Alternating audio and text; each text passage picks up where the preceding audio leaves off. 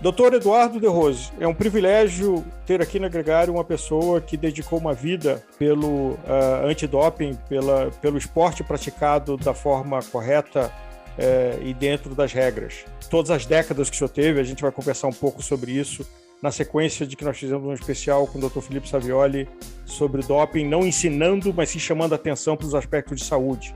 E aqui com o senhor a gente tem alguém que dedicou a vida ao antidoping, né? A identificar e a desestimular quem quer que considere essa alternativa. Eu fico muito agradecido, eu fico à tua disposição, eu estou aberto a qualquer tipo de pergunta. Não sei se tu queres que eu faça um pequeno histórico da minha atividade no antidoping. Sim, acho que para os nossos ouvintes que não tiveram a chance de conhecer o trabalho do senhor, por favor. Eu comecei no antidoping porque eu fui eleito presidente da Federação Brasileira de Medicina do Esporte na década de 70. Eu comecei a trabalhar nos Jogos Pan-Americanos de Caracas, que foi meu primeiro Pan-Americano, e comecei a trabalhar em Los Angeles, que foi a minha primeira Olimpíada, e procurei trazer, de certa forma, esse tipo de conhecimento para o Brasil, porque não existia aqui nada a respeito de antidoping. Eu introduzi o antidoping como presidente da federação, a federação introduziu o antidoping, e foi uma coisa interessante. A nossa regional do Paraná, naquela época presidida pelo Dr. Mário Macedo, aceitou fazer uma pesquisa com as equipes paranaenses para se ter uma ideia de qual era o envolvimento do doping no futebol. Evidentemente, quando tu faz esse tipo de pesquisa, ela não é personalizada. Ela é feita em pool, como nós chamamos. O que é?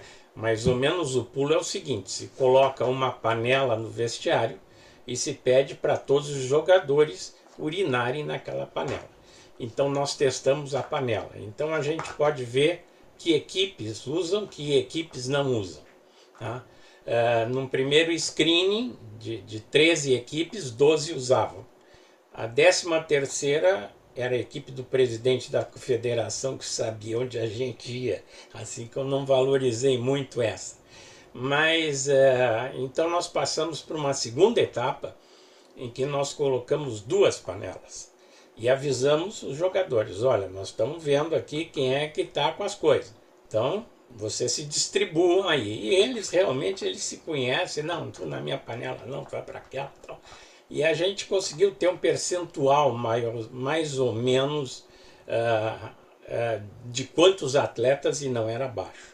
Fomos naquela época era o Conselho Nacional de Esportes, com o brigadeiro Jerônimo Bastos, e junto com o Dr. Pini, que era membro do conselho, e um advogado do Rio de Janeiro, o Valete Perry, se fez uma primeira legislação brasileira de antidoping, só para o futebol, que era a portaria 572 do CNID. E isso aí foi o começo do antidoping no Brasil, que se deu pelo futebol, né? Então a CBF, a atual CBF, que era a CBD naquele tempo, começou a fazer alguns controles rudimentares. Havia algum problema de laboratório, havia um laboratório em São Paulo, outro no Rio de Janeiro, que tinham noções disso e faziam esses controles. E posteriormente os outros esportes foram sendo incluídos, principalmente depois que foi criada a Agência Mundial Antidoping, que fez uma pressão nas federações internacionais para que todas as confederações nacionais fizessem controle antidoping. Então várias confederações começaram a fazer controle antidoping, além do futebol. O atletismo tinha uma estrutura muito boa, o ciclismo tinha uma estrutura excelente de antidoping. Eu fui presidente do órgão que julgava os casos de doping no ciclismo por vários anos, e várias confederações começaram a se somar a esse esforço. Uma pergunta: nessas décadas que o senhor esteve observando e criando políticas e até atuando como um órgão de decisão, o senhor encontrou alguma modalidade esportiva que não teve nenhum caso de doping? Se houve alguma modalidade esportiva na época sem nenhum caso, é porque não foi feito nenhum controle. De todas as modalidades em que foram feitos controles, várias dessas modalidades tiveram raríssimos casos, algumas mais casos e outra muito mais casos. Mas, como tudo na vida, é uma coisa que surge através da educação. E com a ideia do controle de doping, com a ideia do julgamento dos atletas, se passou uma ideia para os atletas de que havia um controle e que havia a possibilidade de ser pego no controle. É muito importante para o atleta saber que tem controle.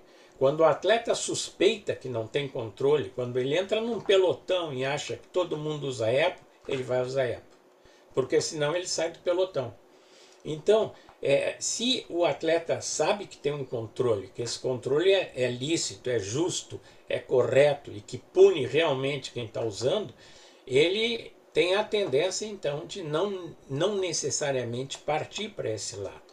Até porque, nas estatísticas internacionais dos últimos quase 15 anos que a WADA atua, o percentual de atletas que têm algum problema de doping é quase menor que 1% dos esportes olímpicos. Então imagina que eu teria que fazer quase 100 testes nos atletas para achar um positivo. Normalmente mais, 150 por aí. Então a gente tem que passar essa ideia que isso é uma excepcionalidade. A maioria dos atletas não usa esse artifício. Eu fiquei 16 anos como membro da WADA. Eu fui fundador da WADA em 99 e fiquei até 2016 na WADA. Eu tenho muita satisfação de dizer que realmente, embora não fui só eu, né, eu fiz parte de um grupo de médicos que introduziu essa tecnologia no Brasil. Eu acho que você bateu num ponto muito bom, doutor. A importância do controle. Porque, por mais, vamos falar aí do ponto de vista do atleta, por mais chato que seja passar um controle, a gente não precisa entrar no detalhe, mas é um processo que evoluiu ao longo dos anos, inclusive, né, o método como ele era controlado, você tem que ficar ali uma pessoa olhando você urinar, o exame de sangue. A gente pode falar daqui a pouco do passaporte biológico, como isso ajudou e o que ele é, como introduziu e como nos defende. Mas eu falo, como atleta, o controle é meu amigo. Ele é muito bom. Eu espero que existam controles porque ele me defende. A honestidade, a responsabilidade de que, o meu trabalho, ele é defendido e eu posso fazer as coisas de uma maneira bem. Eu sempre brinco.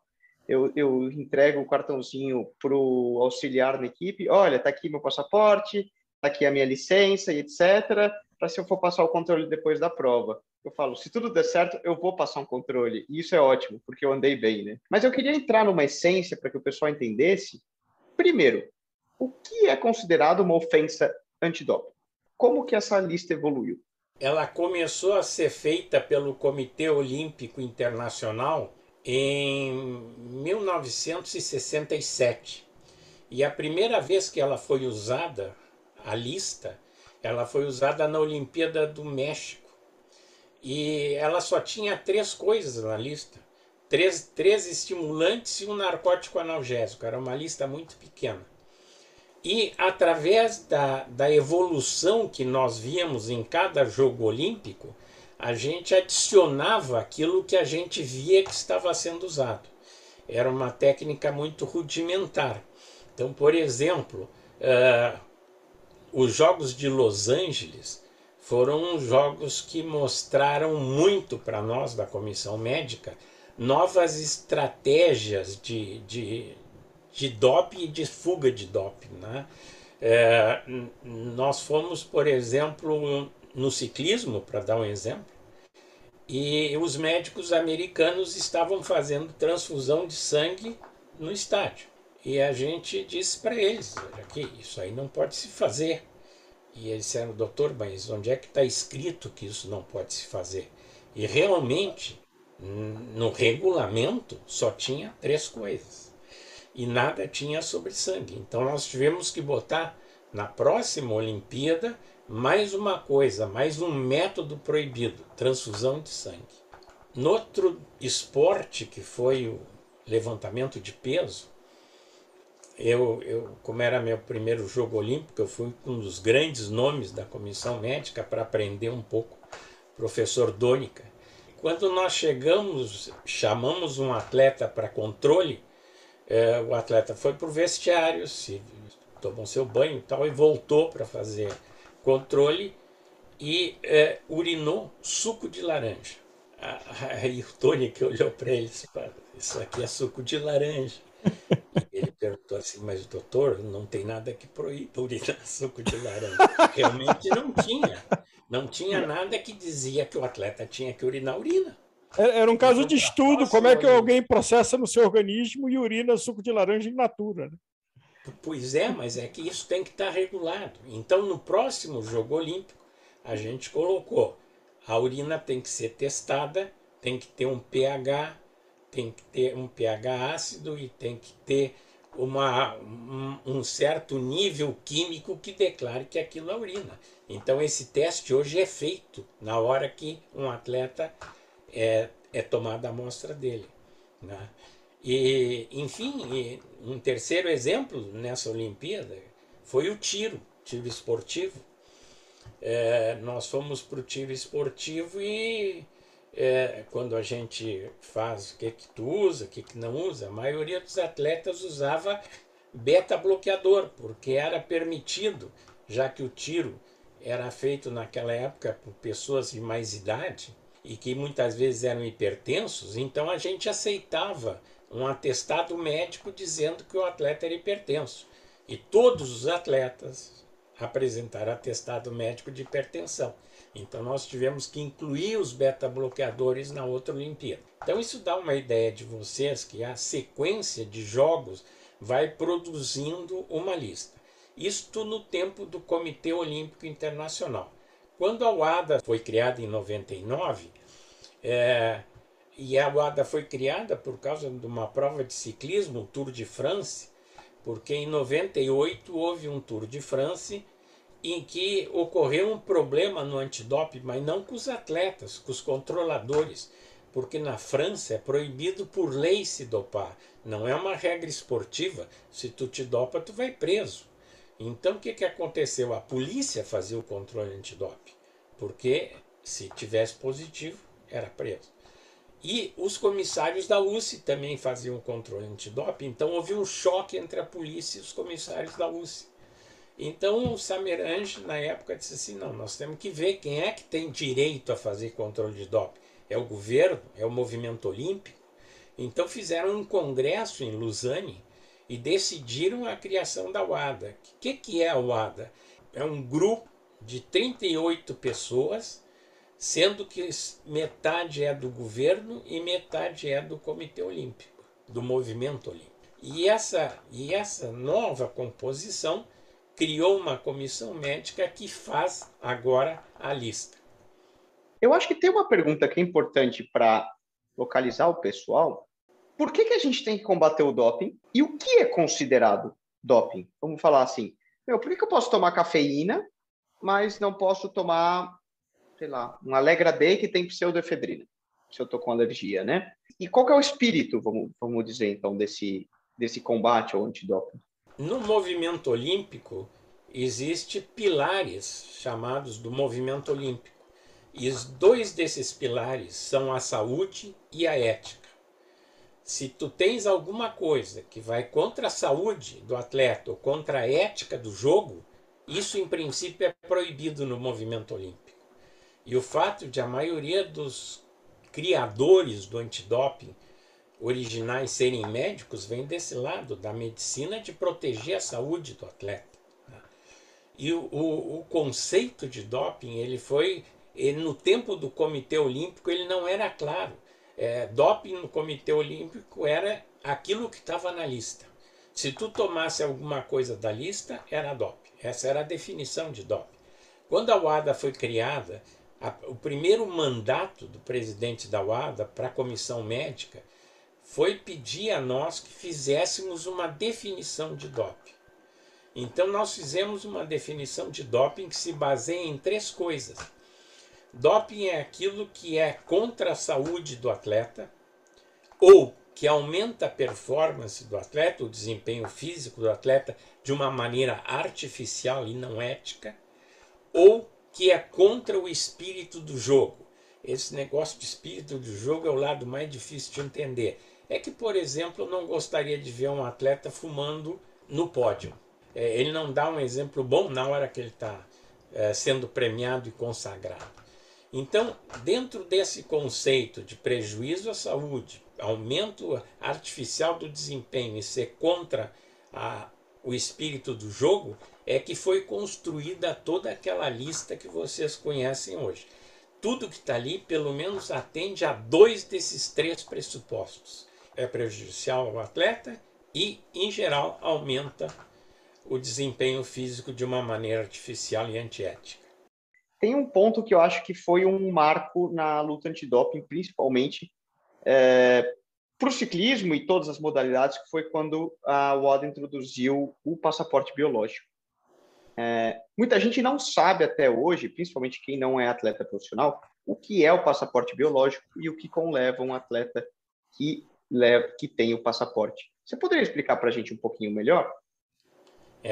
Eu ia precisar de umas 3 sessões dessas, mas eu vou tentar sintetizar. O exame que nós fizemos normalmente, o que era feito até o passaporte biológico, seja um exame de urina ou um exame de sangue, ele é vertical. O que significa vertical?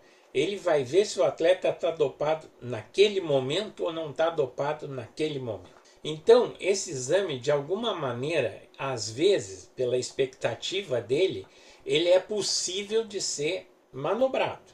Eu vou citar um pouco a Olimpíada de Seul, por exemplo, onde o Ben Johnson foi positivo. Por que o Ben Johnson foi positivo? O Ben Johnson competiu 1 ano antes no Mundial de Atletismo usando o estanozolol e não pegaram ele, porque não tinha ainda um método de detectar estanozolol na urina. Esse método foi criado entre o Mundial de Atletismo e a Olimpíada. Até aquela época, se tu parasse de tomar um anabólico em Seul, marcando a data do tempo de Seul, isso não vale para todos os tempos. Se tu parasse de tomar um anabólico 15 dias antes da competição, não aparecia nada. E tu tinha ainda os efeitos do anabólico em ti.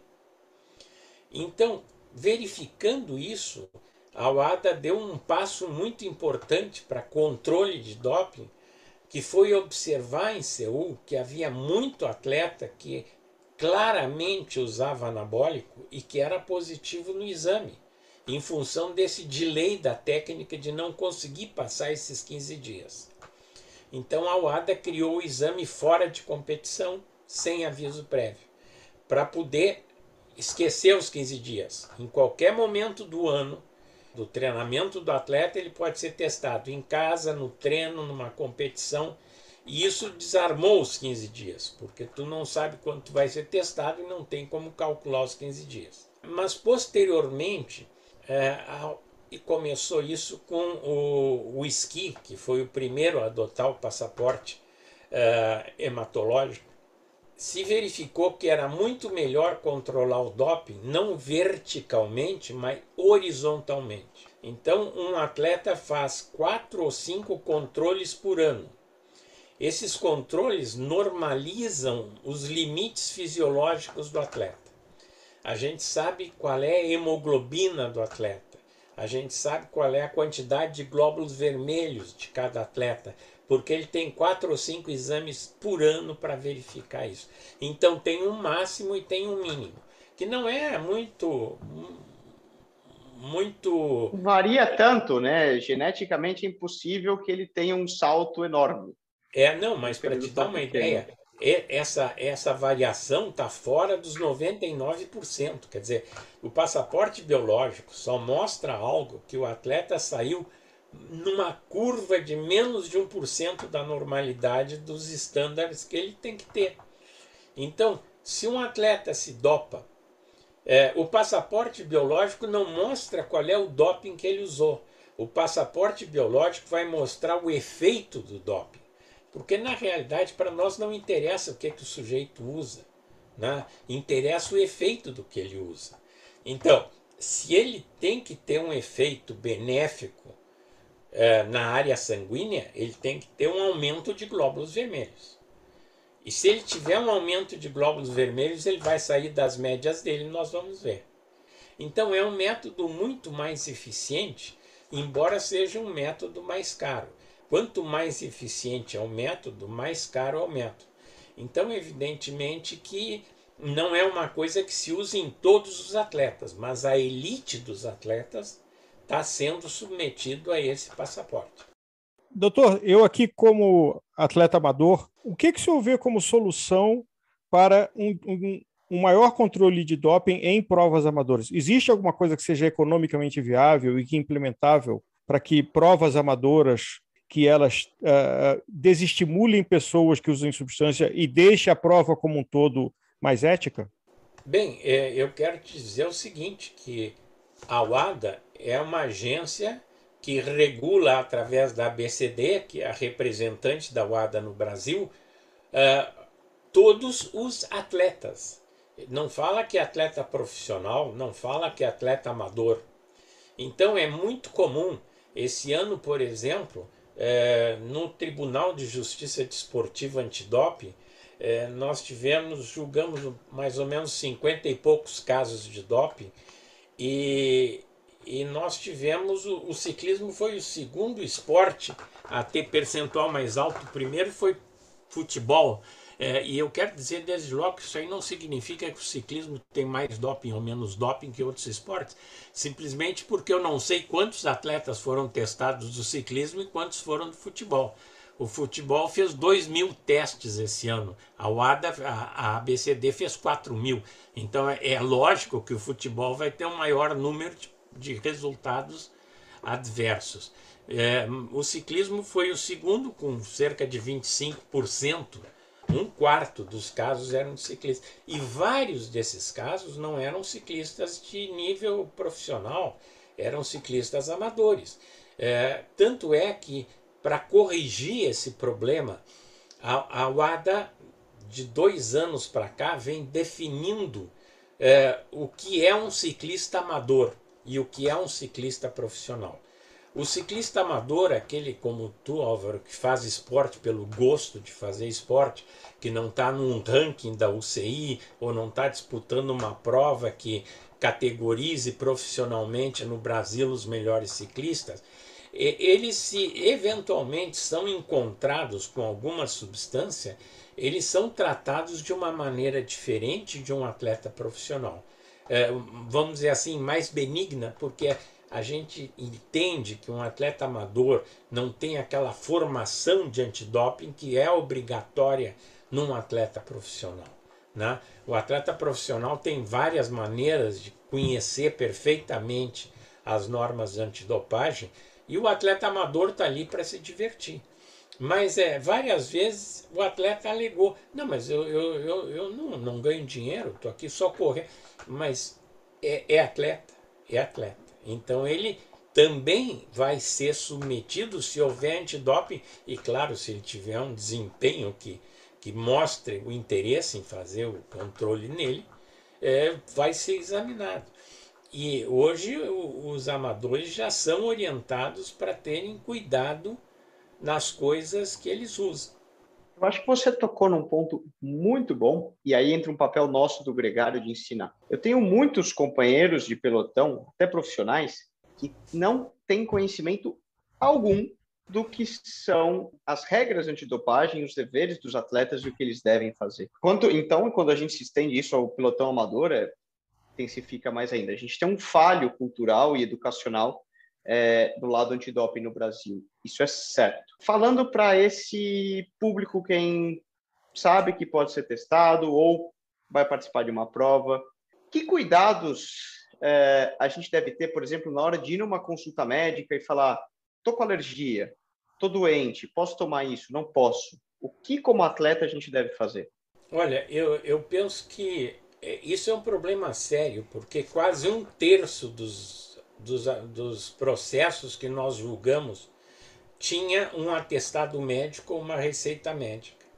Porque o atleta muitas vezes tem uma boa fé que o médico está orientando ele adequadamente, porque é um médico, né? Mas eu tenho que desenvolver aqui duas linhas diferentes. A primeira é que nem sempre o médico sabe que o atleta é atleta. Vai alguém consultar com o médico, diz, olha, doutor, eu estou com isso, e ele medica para aquilo, como qualquer médico medica, né? Isso é uma primeira hipótese. Às vezes ele vai usar uma substância que poderia estar na lista, mas ele não está preocupado com isso, porque ele está preocupado com a saúde do indivíduo, né? Podemos dar até exemplos práticos, né? Você está com uma alergia muito atacada, te passa um antialérgico que pode ter, como eu falei, uma pseudoefedrina, ou um corticóide que não pode ser utilizado, só para o pessoal entender, né? Eu até, essa vez eu vou fazer o gancho, porque numa das palestras que eu assisti no Felipe, ele disse que o corticoide podia ser injetado em alguns lugares. Essa regra mudou dia 1º de janeiro desse ano. Sem ouvir intraarticular, por exemplo, né? E não podia ser muscular, venoso, mas poderia ser intraarticular. Essa regra mudou dia 1º de janeiro desse ano. Por isso que ele falou aquilo, porque ele estava certo, né? Só que agora a regra é outra. Todo corticoide injetado é proibido. Todo. Seja injetado no lugar que for injetado. No tendão, na articulação, qualquer lugar ele é proibido. Então eu diria assim, primeira coisa, o atleta tem que se identificar para o médico e dizer que ele está submetido a um controle, e ali ele pode até falar ou dizer as coisas que ele usa. Eu só quero dizer o seguinte, eu trabalhei muito no ciclismo, talvez foi o esporte que eu trabalhei mais, porque eu era médico da UCI, eu ia para a Colômbia, que era um dos poucos países que tinha equipe profissional para fazer controle de Tour de Colômbia, para fazer equipes profissionais quando entrou o controle de sangue. Eu fui o primeiro médico que conseguiu fazer uma amostra de sangue sair da Colômbia e chegar em Los Angeles no tempo justo para fazer o controle, porque havia um tempo de mínimo para esse sangue chegar lá, que era um problema. E fizemos. E eu nunca vi, assim, até por intuição, o pessoal que está no ciclismo sabe mais ou menos o que pode tomar, o que não pode tomar. É claro que não é uma coisa assim de estudo, de saber, de ler, mas eles têm ideia que anabólico não pode tomar. E se toma anabólico, sabe que não pode tomar, o quieto não pode tomar. Então, pode ser que de repente ele vá tratar. Eu vou te dar um exemplo, não é de ciclismo, é um exemplo de um outro esporte. Que um atleta apareceu com um clostebol, que é um anabólico, e eles não tenho nem ideia de onde é que apareceu, porque eu não uso nada, eu não uso coisa nenhuma, como é que eu vou estar com clostebol? E nós começamos a fazer um trabalho com o atleta, o que tu tem, o que tu não tem, o que tu faz, o que tu não faz, e descobrimos que a esposa dele estava com uma infecção, uma lesão de colo uterino, e o médico receitou para ela clostebol. Isso aí é de 2004, para vocês não pensarem que é uma coisa má. E ele teve relações com a esposa e saiu positivo. E o laboratório do Rio de Janeiro, o Dr. Henrique, fez um trabalho muito bonito e mostrou que efetivamente, com casais usando previamente clostebol e testando o marido várias vezes, que eles poderiam ser positivos por clostebol. Então, isso mostra como isso aí é muito complicado. A gente tem que sair um pouco da caixinha, às vezes, para descobrir de onde é que aparecem as coisas. Mas eu penso que, fundamentalmente, esse é o primeiro cuidado, avisar que é atleta. E o segundo cuidado é o seguinte, se ele tiver uma doença e for medicado para essa doença, ele tem que saber que ele pode tomar tudo que o médico der para ele. Não existe nada que eu não possa medicar um atleta visando a saúde do atleta. O único cuidado que o atleta tem que ter é informar a ABCD, se for atleta nacional, ou informar a UCI, se ele é atleta internacional, dessa receita do médico.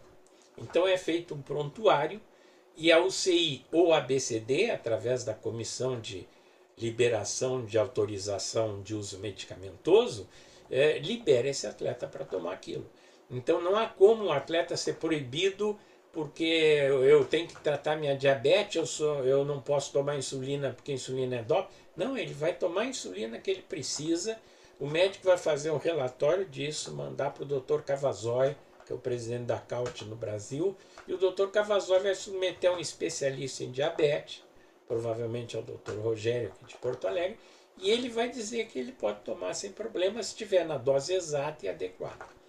Ou seja, a recomendação para um atleta amador ou profissional que tem uma situação de saúde que exige um tratamento especial, basta submeter essa documentação e essa pessoa não está cometendo nenhuma irregularidade e pode participar de competições e se tiver exames antidoping, não terá um problema de consequências. Sem problema nenhum. Para existir o antidoping, existe o doping. E é da natureza humana, infelizmente, no meu caso, pensando, de que existem pessoas que vão buscar qualquer alternativa que é a vitória a qualquer custo. Eu acho que isso sempre vai existir nos negócios, na área médica, é da natureza humana de um grupo de pessoas, dos seres humanos. E aí a pergunta é, alguém que quer dar um golpe sempre tem que achar um golpe que as pessoas não descobriram para ter sucesso nesse golpe. E nesse caso, o que o senhor, a ABCD, os contatos de relacionamento da UADA, veem como estratégias que estão sendo buscadas por atletas que ainda não estão listadas, mas que possivelmente estão sendo usadas como estratégia de doping? Bom, a UADA tem permanentemente um quadro científico que pesquisa coisas que possam ser usadas. Existe, por exemplo, um convênio da UADA com todas as empresas farmacêuticas e cada vez que uma empresa farmacêutica está fazendo um medicamento que eventualmente possa ser usado para aumentar a capacidade física, a UADA é imediatamente informada desse tipo de medicamento e faz um controle nesse medicamento. Ele está às vezes em pesquisa, ele não foi liberado no mercado. Mas como tu disseste muito bem, a busca dessas coisas é muito grande e hoje em dia os profissionais de alto nível já aprenderam que eles têm que buscar nos caras do laboratório coisas que estão sendo feitas lá na pesquisa que possam aumentar a performance. Então isso é uma coisa que a UADA controla de certa forma e observa. A UADA também tem um convênio com a Interpol. A UADA está constantemente monitorando todo o pessoal que trabalha com tráfico de substâncias de aumento de performance no mundo inteiro. E tem um contato em cada polícia federal, como no Brasil, que tem um canal de informação imediato para passar para a ABCD toda a informação que tem desse tipo. A UADA tem vários métodos que saem da simples prospecção da lista que vão buscar possibilidades de sistemas que estejam sendo usados. Existe uma terceira coisa que eu acho importante falar, é que a UADA tem uma grande quantidade, praticamente quase uma quantia muito grande de dinheiro que é invertida em pesquisa. A comissão médica da UADA é uma comissão de pesquisa também, então ela recebe projetos do mundo inteiro para análise de tudo quanto é tipo de coisa que possa ser usada como doping. E os melhores projetos são pagos, são estimulados pela UADA. Ela gasta centenas de milhares de dólares dessa pesquisa prévia de possibilidades. Agora, o problema é que hoje existem técnicas que o alto nível de performance usa, como por exemplo a microinjeção de substâncias, que tu quase não observa a injeção porque ela é uma dose muito pequena, mas que ela vai fazer uma modificação e que às vezes só é vista no passaporte, não é vista no controle vertical, né? Porque no passaporte se nota um aumento daquela variável, principalmente das variáveis sanguíneas.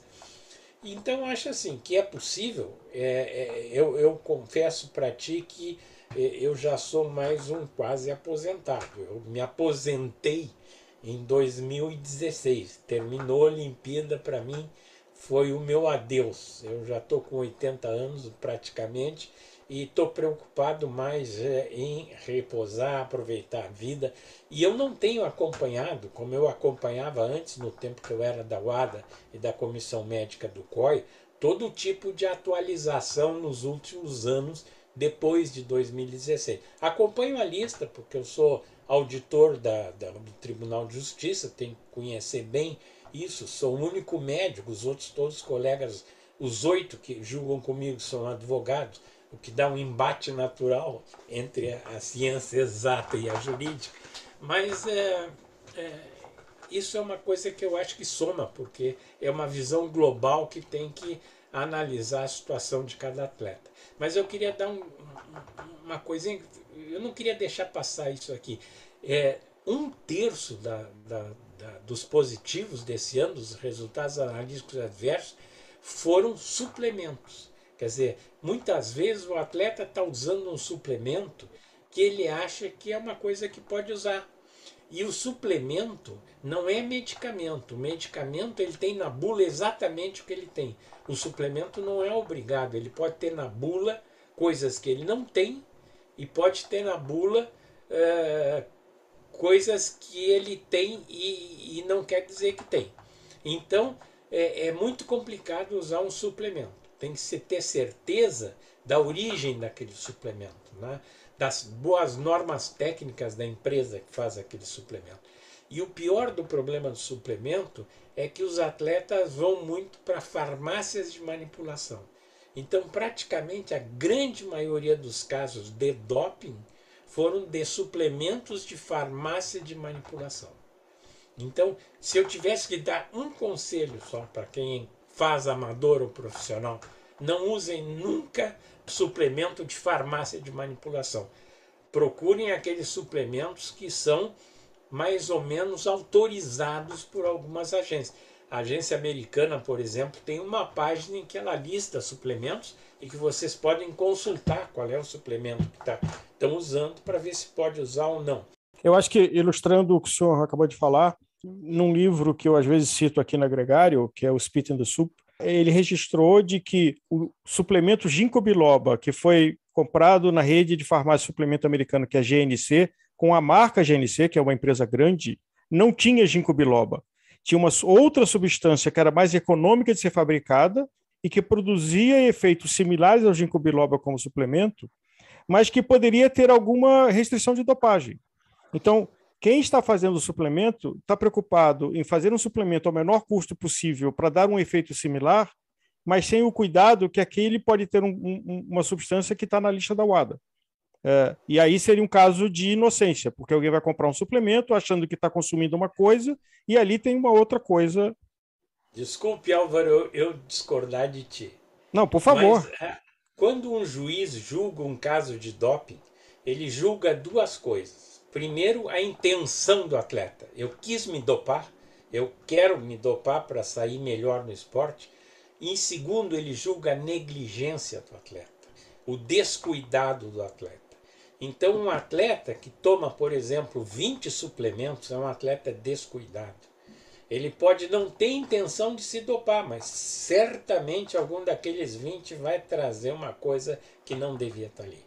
Então, claro que a grande punição tu dá pelo grau de culpa, mas tu não deixa de punir pelo grau de negligência. Então, hoje em dia, se a gente vê culpa, vai para mais de 2 a 4 anos. Negligência vai de 0 a 2 anos. Então, vamos ver se a negligência é pequena, até 8 meses, média 16 e 24 quando é alta.